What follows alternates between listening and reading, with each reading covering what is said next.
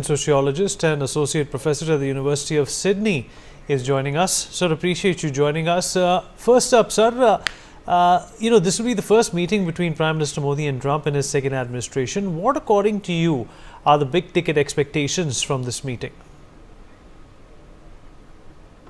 The biggest expectation is that there will be a reciprocal invitation back to India. I would be shocked if there's not an invitation for Trump to come visit India, and that's likely to be the biggest outcome of this meeting. I mean, everyone's talking about trade and tariffs, but the fact is that U.S.-India trade is not that large.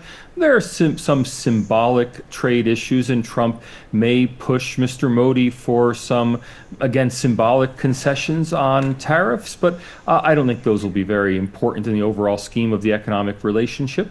Similarly, the defense relationship is unlikely to be affected by a single meeting. There will certainly be a reaffirmation of the defense relationship.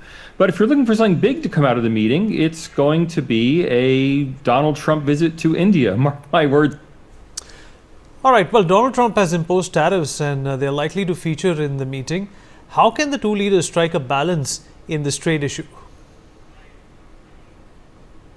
Trade with India simply is not a major issue in the United States. Immigration is actually a bigger issue, and that's much more difficult to solve because within the Trump coalition, there are people like Elon Musk and the other tech billionaires who very much want increased Indian access to the U.S. labor market, while there are economic nationalists who want to see lower levels of foreigners working in the United States. So that's likely to be the most contentious issue.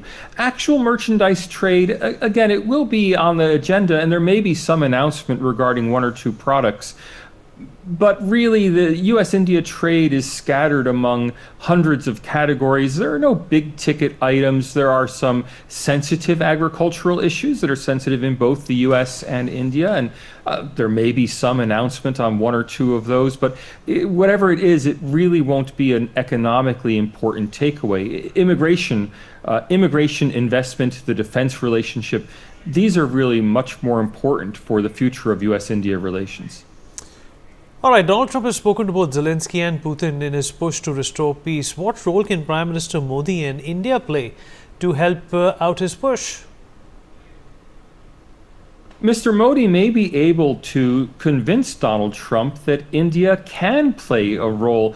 I doubt that Donald Trump is very aware that India has such strong relations with both sides in the Russia-Ukraine conflict, and that India could really play a very useful role as an honest broker. I think it's telling that Donald Trump has turned to Saudi Arabia to host his first meeting with Vladimir Putin. Now, obviously, anyone familiar with India I don't think that Donald Trump would have been very aware that India could have played the role of honest broker in the relationship between Russia and Ukraine.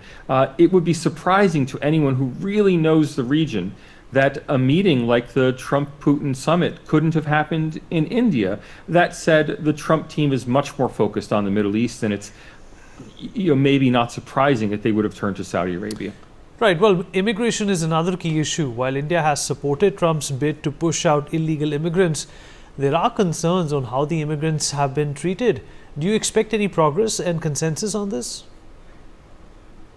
This is a highly performative issue for Donald Trump, sending illegal immigrants back home on military transports in handcuffs. Those pictures have been taken, those newsreels have been played. I don't think it will be very important for the U.S. side going forward to continue to use military means to repatriate illegal immigrants from the United States. So I expect that to die down. I wouldn't be surprised if Mr. Modi raised it with Donald Trump as one thing that India wants from this relationship, and I would not be surprised if Donald Trump gave it to him.